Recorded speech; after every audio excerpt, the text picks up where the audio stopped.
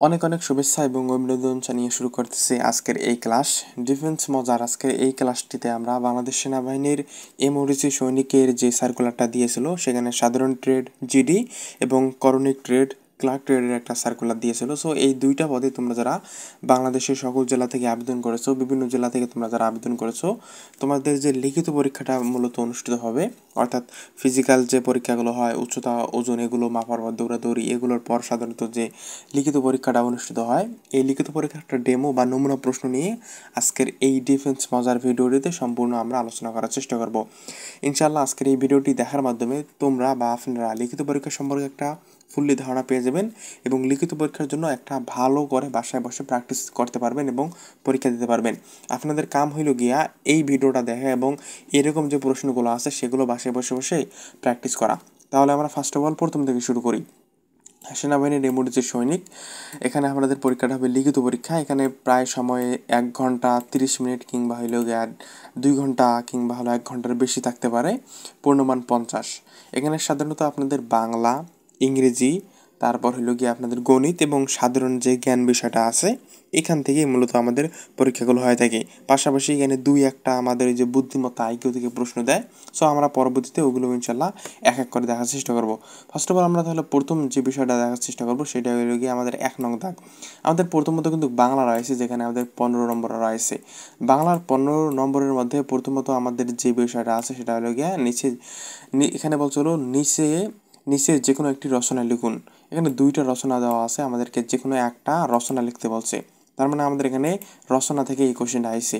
ক নম্বর বলছে হলো মানব কল্যাণ এবং খ নম্বর বলছে হলো স্বদেশ প্রেম।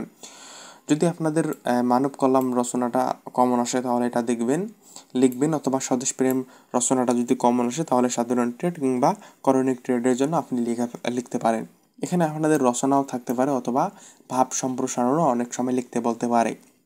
সো আমি এই যে রচনা কিংবা হইল গিয়া ভাব সম্প্রসারণ আনসারটা এখানে দেই নাই। আপনারা একটু আপনাদের যে বাসায় বইটা রয়েছে ওখান থেকে দেখে দেখে একটু পড়বেন কিংবা বাসায় বসে বসে প্র্যাকটিস করবেন। এই দুইটা হইল গিয়া ডিফেন্স মজার আজকের হোমওয়ার্ক আপনাদের আর কি। এই দুটো হোমওয়ার্ক বাসায় বসে বসে এগুলো বেশি বেশি করে প্র্যাকটিস করবেন। এরপর 2 নং দাগ যাই।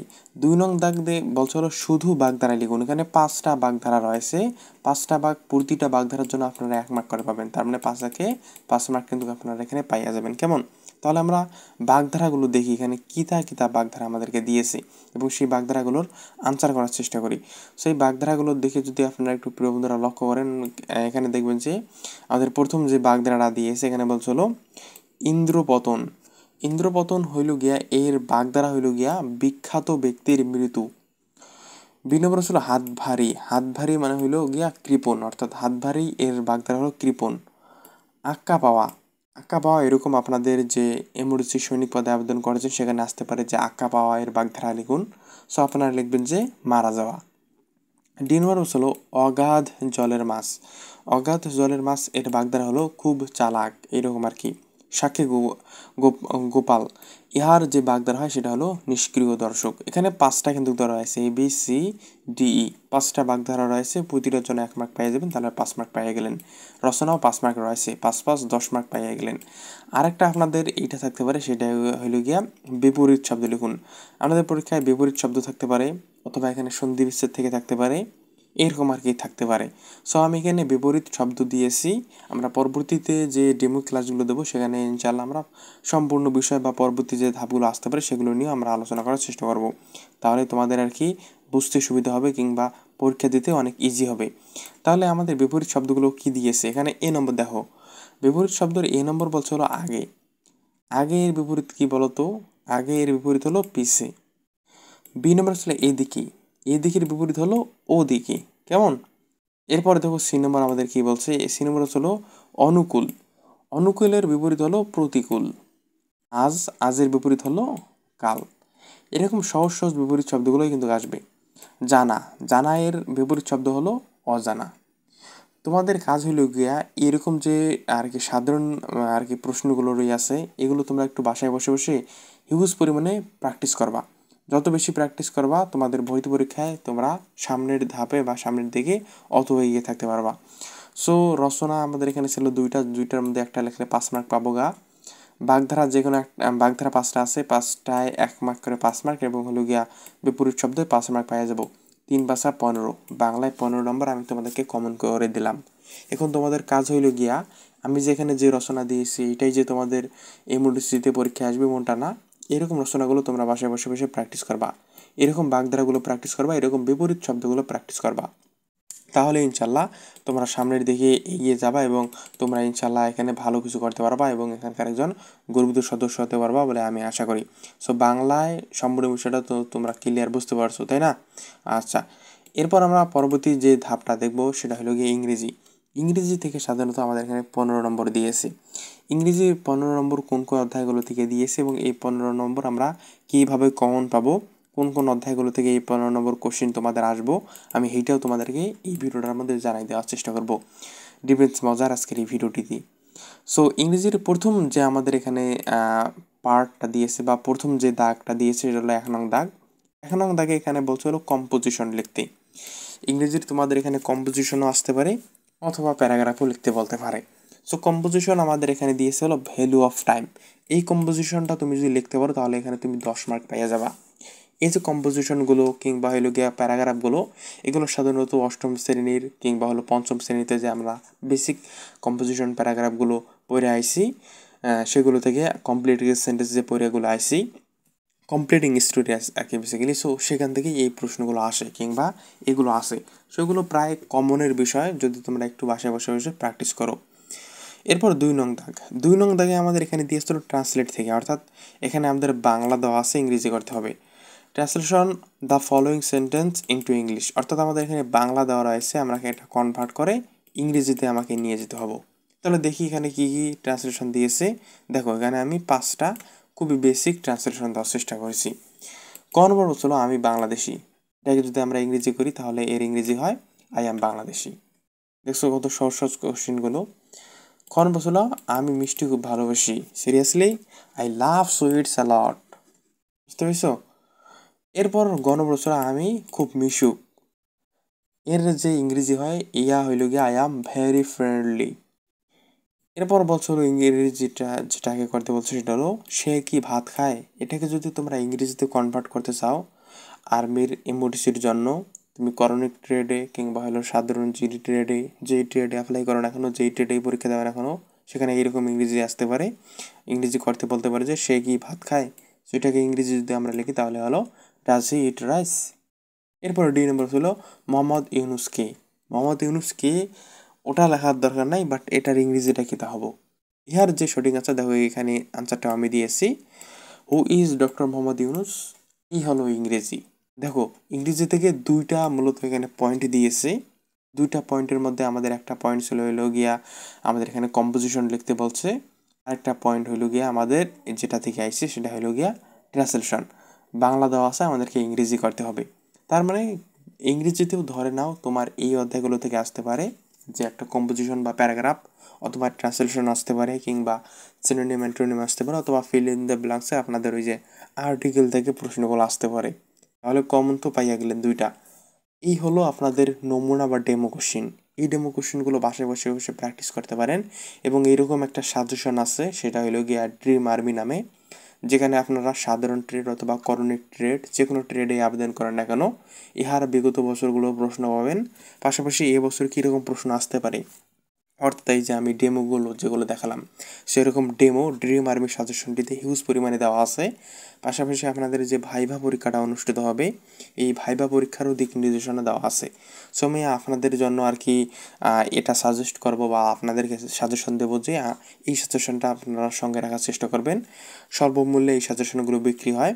সো সেক্ষেত্রে 01318576795 এই নাম্বারে যোগাযোগ করে একটা সাজেশন রাখতে পারেন, যেখানে আপনারা বিগত বছরগুলোর এমওডিসির কোশ্চিন পাশাপাশি এরকম ডেমো হিউজ পরিমাণে কোশ্চিন পাবেন, যেগুলো প্র্যাকটিস করার মাধ্যমে লিখিত পরীক্ষায় একটা চাঙ্গা নম্বর অর্জন করার মাধ্যমে আপনি এমওডিসির একজন গর্বিত সদস্য হতে পারবেন আর কি। ওকে প্রবন্ধরা, এবার আমরা গণিত বিভাগে যাই। গণিতে সাধারণত পাটিগণিত বীজগণিত 2টা থেকেই কোশ্চিন থাকে। আমরা এখানে আর কি মিলেমিশে সকল দেওয়ার চেষ্টা করছি। সুগণিতে 15 নম্বর রয়েছে। আমরা প্রথম কোশ্চিনটা দেখে লক্ষ্য করি বা প্রথমটা দেখে লক্ষ্য করি। গণিতের প্রথম কোশ্চিনটা দিয়েছে হলো একটা আর কি থিওরি থিওরি এরকম একটা প্রশ্ন যে জ্যামিতি আসলে কি, আপনাদের এখানে বলতে পারে যে গণিত আসলে কি, বা এরকম যে প্রশ্নগুলো আছে এগুলো এখানে বলতে পারে। সো দেখেন আমি এখানে আনসারটা দিয়েছি যে জ্যামিতি হলো গণিতের একটি শাখা যেখানে বিভিন্ন ধরনের আকৃতি, আকার, অবস্থান, কোণ এবং মাত্রা নিয়ে অধ্যয়ন করা হয়। এইরকম আর কি ছোট্ট একটা এক লাইন লিখে দিলে ইনশাআল্লাহ এখানে 5 নম্বর পাইয়ে যাবেন, কিংবা আরও ডিটেলস এখানে আপনারা লিখতে পারেন। এরপর 2 নং দাগে যেটা দিয়েছে সেটা হলো একজন দোকানদার প্রতি হালি ডিম 25 টাকা দরে ক্রয় করে। প্রতি 2 হালি ডিম 56 টাকা দরে বিক্রয় করলে তার শতকরা লাভ হবে কত? কত লাভ হবে? এই অঙ্কটা সমাধান করলে আপনি এখানে 5 মার্ক পাইয়া যাবেন। আপনাদের পাটিগণিত থেকে কোশ্চেনটা দিয়েছে অষ্টম শ্রেণীর যে আপনার অনুপাতের যে অঙ্কটা অধ্যায়টা আছে না, 3 নম্বর অধ্যায় মেবি, সেখান থেকে এই কোশ্চেনটা দিয়েছি। তাহলে আমরা সমাধানটা করি, তাই তো। দেখেন এখানে বলছে হলো একজন দোকানদার প্রতি হালি ডিম 25 টাকা দরে ক্রয় করে, প্রতি 2 হালি ডিম 56 টাকা দরে বিক্রয় করলে তার শতকরা কত লাভ হয়? আমরা জানি 1 হালি ডিম হলো 4টাতে হয় 1 হালি, ডিমের ক্ষেত্রে 4টাতে হয় 1 হালি। কেমন? 4টা যদি 1 হালি হয়, 1 হালি ডিমের দাম হলো 25 টাকা, এবং 2 হালি ডিম, 4টা যদি 1 হালি হয় 2 হালি ডিম হবে 8টা, 2 হালি ডিম 56 টাকায় বিক্রি করতেছে। 1 হালির দাম 25 টাকা, 2 হালির দাম যদি আমরা ধরি 50 টাকা হয়, এখানে 2 হালি 56 টাকা আর কি এখানে করতেছে। তার মানে আমরা এখানে লাভ পাবো 6 টাকা। বুঝতে পেরেছেন? আমরা এখানে 6 টাকা লাভ পাইতেছি, এবং 1 হালি ডিমের মূল্য যদি 25 টাকা হয় তাহলে 2 হালি ডিমের মূল্য 50 টাকা হবে। বুঝতে পারলেন? আমি তো বুঝাই দিলাম। কেমন? ওকে। এখন সুতরাং আমাদের এখানে বলছে হলো 56 টাকা দরে যদি বিক্রয় করা হয় তাহলে শতকরা কত লাভ হবে? শতকরাতে আমাদেরকে কনভার্ট করতে হবে। বুঝতে পেরেছো তোমরা সবাই? আর একটু বোঝাই দেই। দেখো আমরা সাধারণত জানি সেটা হইল গিয়া 1 হালি। ডিমের ক্ষেত্রে 1 হালি হইল গিয়া 4টিতে, আমের ক্ষেত্রে 1 হালি হলো 6টিতে, ডিমের ক্ষেত্রে 1 হালি হলো 4টি। এখানে 1 হালি ডিমের দাম কয় টাকা? 25 টাকা। 1 হালি ডিমের দাম আমাদের হইল গিয়া 25 টাকা। আমি এখানে এখানে লিখলাম যে 4টা ডিমের দাম 25 টাকা। তাহলে 8টা ডিমের দাম বা 2 হালি ডিমের দাম কত হবে? 8টা ডিমের দাম অবশ্যই 50 টাকা হবে, তাই তো? তো 50 টাকা যদি আমরা 8টা ডিম হয় তাহলে এখানে যাচ্ছে হলো 56 টাকা। তার মানে আমরা 56 টাকা বিক্রি করছি। লাভে তো আমরা ব্যবসা করব। সো ব্যবসা যদি লাভে করি তাহলে এখানে 6 টাকা লাভ হয়। ঠিক এটাই লেখছে যে লাভ 56 মাইনাস 50 6 টাকা, এবং 2 হেলি হইলেও গিয়া 50 টাকা, তাই তো? ওকে। এখন বলতে হলো শতকরা কত লাভ হবে আর কি। সো 50 টাকায় লাভ হয় 6 টাকা, 1 টাকায় লাভ হয় 6/50 টাকা, শতকরা বলছে 100 টাকায় লাভ হবে 6 গুণন 50, 6 গুণন 100 ডিভাইডেড বাই 50। তাহলে এটা যদি আপনারা একটু কাটাকাটি করেন তাহলে এখানে কাটাকাটিটা দেখে লক্ষ্য করেন। এই যে এখানে 50 রয়েছে না, আমরা জানি হইল গিয়া 25 দুগুণ হয় 50, আর 4 25 হয় 100, তাহলে উপরে 4 নিচে 2। এই যে এই 2 দিয়ে যদি আপনারা এই 4কে কাটান তাহলে উপরে হয় 2, উপরে 2 লিখলাম, আর 6 গুণন 2 হয় 12, সুতরাং লাভ হয় 12%। এই হলো অঙ্ক। এই অঙ্কগুলো আপনারা বাসায় বসে বসে প্র্যাকটিস করবেন। খুবই বেসিক অঙ্ক, খুবই সহজ অঙ্ক। অষ্টম শ্রেণীর যে পাটিগণিতের অঙ্ক কিংবা শতকরা অঙ্কগুলো আছে ওগুলো প্র্যাকটিস করলে হয়ে যাবে গা। এইভাবে লেখলেই, উত্তরটা লেখলেই আপনারা এখানে 5 নম্বর পেয়ে গেলেন। বুঝতে পেরেছেন? ডিফেন্স মজা ভাইয়া কত সুন্দর করে আপনাকে বোঝাই দিল। ইনশাল্লাহ আপনি পাবেন। এরপরে আরেকটা অঙ্ক দেখার চেষ্টা করেন। এই অঙ্কটা দেখে আপনারা একটু লক্ষ্য করেন প্রিয় বন্ধুরা। এই অঙ্কটা আমাদের কই থেকে দিয়েছে? দেখেন এই অঙ্কটা যেই থেকে দেখুন না কেন বেসিক থেকে একটা কোশ্চেন দিয়েছে বা বেসিকের একটা অঙ্ক দিয়েছে। আমাদের এখানে বলছে হলো 1 হতে 49 পর্যন্ত ক্রমিক সংখ্যাগুলোর গড় কত? আপনারা শুধু এমওডিসির পরীক্ষার ক্ষেত্রে না, বিভিন্ন জায়গায় পরীক্ষা দিলে এরকম কিন্তু কোশ্চেন হরহামেশা দেখতে পাবেন। সো 1 থেকে 49 পর্যন্ত ক্রমিক সংখ্যাগুলোর গড় কত সমাধানের দিকে লক্ষ্য করি।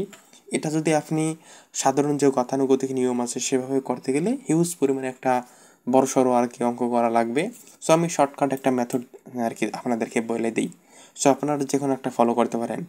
ম্যানুয়াল যে পদ্ধতি রয়েছে সেগুলো ফলো করতে পারেন, অথবা শর্টকাটও ফলো করতে পারেন। ডিফেন্স মজা ভাইয়া আপনাকে এই আর কি একটা শর্টকাট মেথড দিয়ে দিল, যে একটা শর্টকাট মেথড হলো গিয়া এই প্রথম সংখ্যা এবং এখানে যে 2টা সংখ্যা দেওয়া আছে এই 2টা সংখ্যা যোগ এবং ভাগ আমরা 2 দেবো। তাহলে 1-এর সাথে 49 যোগ করলে হয় 50, নিচে ভাগ 2, উত্তর হলো 25। 1 হতে 49 পর্যন্ত ক্রমিক সংখ্যাগুলোর গড় হলো গিয়া 25। বুঝতে পেরেছেন কত সহজ কোশ্চেন? এইরকম কোশ্চেনগুলো কিন্তু আপনাদের যে আপনারা করণিক কিংবা হলো গিয়া জিডি শাখায় পরীক্ষা দেবেন সেখানে কোশ্চেন আসবে। সো 3টা আমি এখানে অঙ্ক দিয়েছি। বেসিক্যালি এইরকম কোশ্চেনগুলো আপনাদের আর্মির যে জিডি বা হলো গিয়া করণিক ট্রেড রয়েছে এমওডিসির সেখানে কিন্তু আসবে। এগুলো আপনারা ভালো করে পড়বেন এবং ড্রিম আর্মি যে সাজেশনটা রয়েছে ওগুলোও কিন্তু আপনারা একটু সঙ্গে রাখবেন। সেখানে এরকম হিউজ পরিমাণে কোশ্চেন দেওয়া আছে প্র্যাকটিস করার জন্য মূলত। আচ্ছা, এই হলো গিয়া এখানে 15, গণিতে 15, তার মানে আমরা বাংলায় 15 পাইলাম, ইংরেজিতে 15 পাইলাম এবং হলো গণিতে 15 পেলাম, 3 15 45, আর 5 মার্ক থাকে হলো গিয়া সাধারণ জ্ঞানে। এই সাধারণ জ্ঞানের 5 মার্ক যদি আপনি কমন পেতে চান তাহলে সাধারণ জ্ঞানের বেসিক কোশ্চেনগুলো বেশি বেশি করে প্র্যাকটিস করতে হবে, অর্থাৎ বেশি বেশি প্র্যাকটিস করতে হবে। প্র্যাকটিস না করলে কিন্তু হবো না। এখানে দেখেন আমি কিছু ডেমো দিয়েছি যে বাংলাদেশের জাতীয় দিবস কোনটি। আমরা জানি 26শে মার্চ হলো বাংলাদেশের জাতীয় দিবস। এশিয়ার হিন্দু রাষ্ট্র কোনটি? এশিয়ার হিন্দু রাষ্ট্র হলো নেপাল। অপারেশন উত্তরণ কোথায় হয়েছে? অপারেশন উত্তরণ পার্বত্য চট্টগ্রামে হয়েছে। সৌরজগতের কোন গ্রহের উপগ্রহ নেই? সৌরজগতের যে বুধ গ্রহটা রয়েছে ইহার কিন্তু উপগ্রহ নেই। এবং 5 নম্বর হলো বাংলাদেশের বৃহত্তম বিল হলো চলন বিল। এরকম সাধারণ জ্ঞান প্রশ্ন আসতে পারে, অথবা আপনারা যারা ক্লার্ক যে ট্রেডটা রয়েছে সেই ক্লার্কে আবেদন করলে এই খাবার দাবার সম্পর্কে বিভিন্ন রান্নাবান্নার সম্পর্কে ওখানে প্রশ্ন আসতে পারে। জিডির ক্ষেত্রে এরকম কিছু প্রশ্ন আসতে পারে। সো ওগুলো আপনারা একটু ভালো ভালো করে দেখে নেবেন। এই হলো ডিফেন্স মজা ভাইয়ার আজকের এই ভিডিওটিতে একটা ডেমো কোশ্চেন বা ডেমো ক্লাস। আপনাদের কাছে আহ্বান থাকবে আপনারা এই কোশ্চেনগুলো বেশি বেশি করে বাসায় বসে বসে প্র্যাকটিস করবেন এবং এই রকম প্রশ্নগুলো কিন্তু আপনাদের ভর্তি পরীক্ষায় আসবে। সেক্ষেত্রে এই প্রশ্নগুলো বেশি বেশি করে প্র্যাকটিস করা এবং সাজেশন নিয়ে পড়া খুবই জরুরি।